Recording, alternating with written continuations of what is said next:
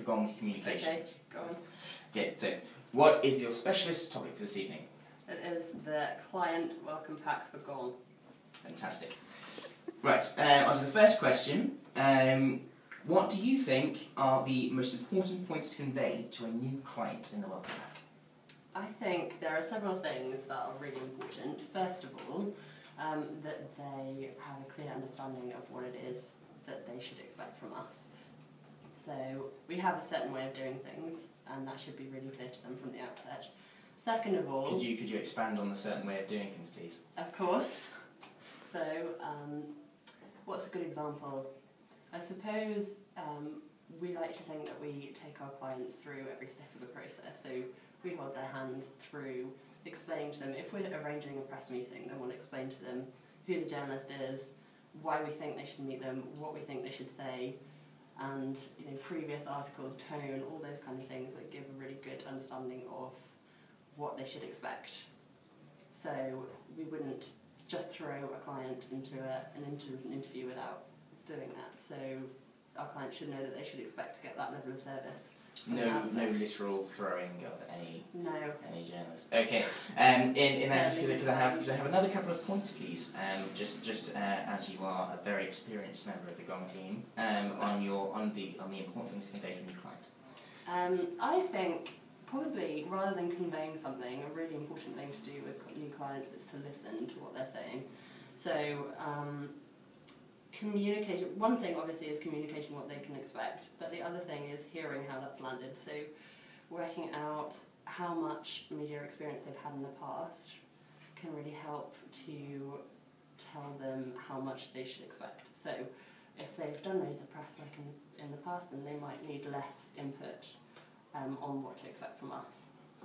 Okay. Whereas vice versa, if they haven't done anything, then we should really tell them what we mean by a briefing note or a press release or whatever.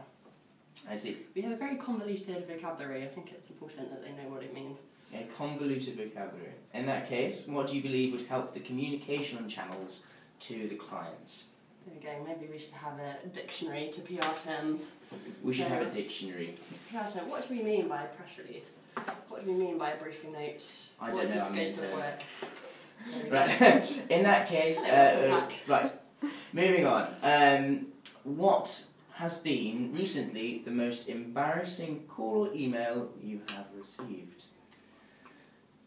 So, I think I should probably share with you my single most humiliating moment as a PR, which was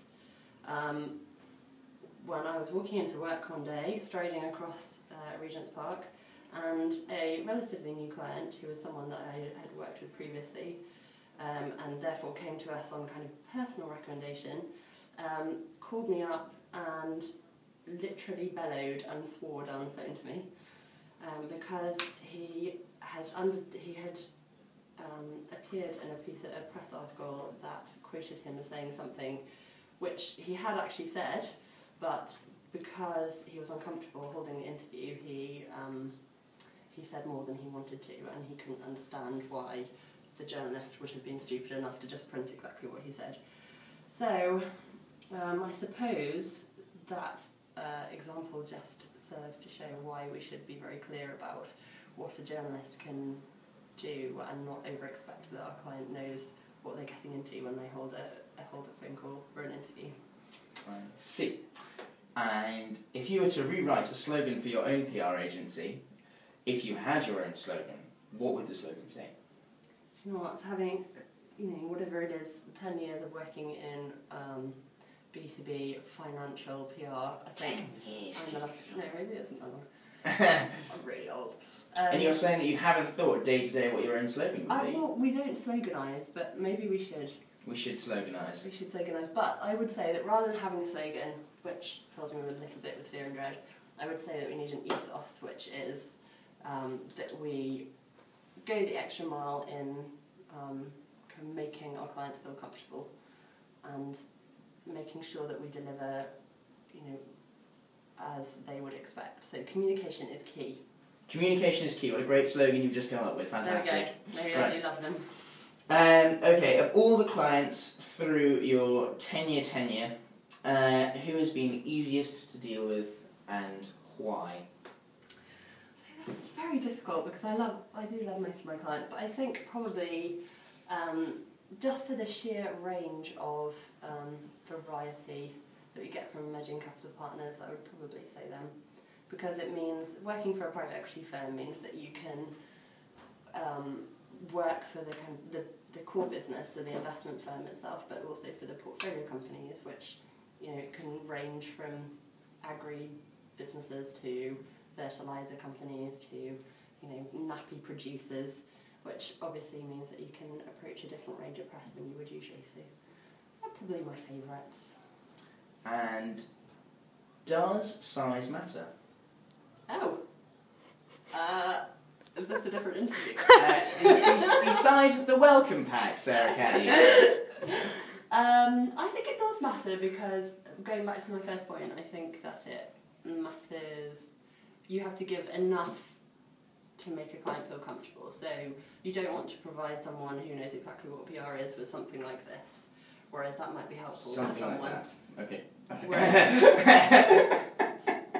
Cut. Sorry, I literally this is completely off. I just we were umming and ahhing about throwing that in. I just decided to throw it in anyway. Really sorry, but it does make so much more of a funny scene. Right. But I do think you should basically listen to how much they need and have it all available, but provide them with what they need.